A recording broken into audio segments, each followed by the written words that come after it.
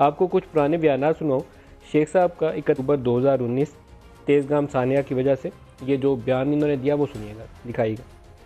2 तबलीगी जमात की जमातों ने ये 2 कोचेस बुक की थी जो सुबह नाश्ता बना रहे थे, तो उसमें वो सिलेंडर दोनों फटे हैं, एक के बाद दूसरा फटा है, जिससे ये दोनों कोचेस और साथ की एक बिजनेस क्लास मुतासर हुई है। कोई किसी किस्म का मसला नहीं है, गलती ये हुई है कि हमें ये चूल्हे और ये सिलेंडर जो हैं ये हमारे महकमे को नहीं जाने चाहिए थे।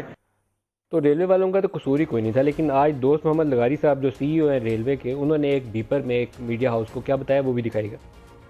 सिलेंडर भी फटे हैं लेकिन बाद में, और सिलेंडर फटे हैं आग लगने की वजह से। आग क्यों लगी थी डिटेल में उसको प्रोब किया। वो यही है कि जी हमारे कैटरिंग के कॉन्ट्रैक्टर हैं, उनका खाने की गाड़ी अलग होती है जहाँ उनको खाना पकाना चाहिए, वो क्योंकि रश ज़्यादा था उसमें टेबल करना मुश्किल था। अपनी एक किस्म की बिजनेस को या लालच को करने के लिए उन्होंने एक मेकशिफ्ट किचन बीच में लगा दिया।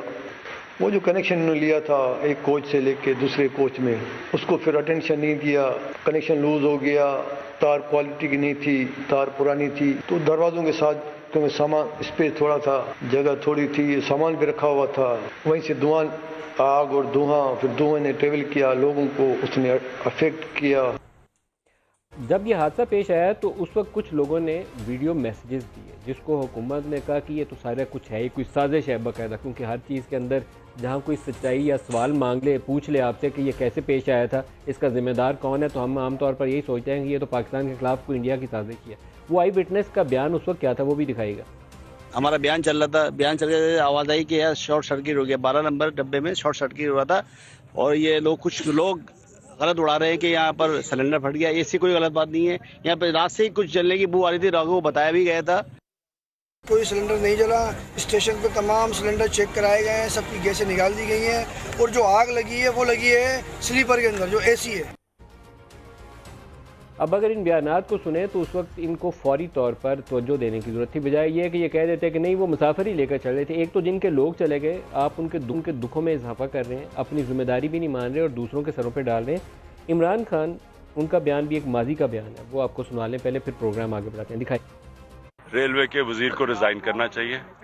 कहीं भी दुनिया के अंदर जो आप कहीं कोई रेल का एक्सीडेंट होता है, वजीर रिजाइन करता है, क्योंकि रिजाइन जब तक वो नहीं करता, इंक्वायरी नीचे, उसके नीचे इंक्वायरी नहीं सही हो सकती।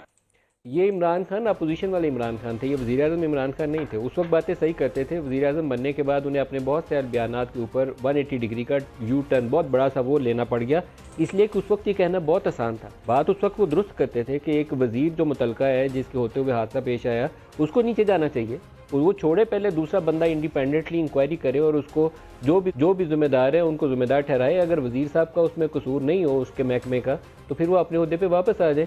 नहीं तो अगर उनकी इनएफिशिएंसी ज़ाहिर होती हो, उनकी नाकामी और नाअहली उसमें नज़र आ रही हो, तो फिर उनको वापस आने का जवाब बाकी नहीं रहता।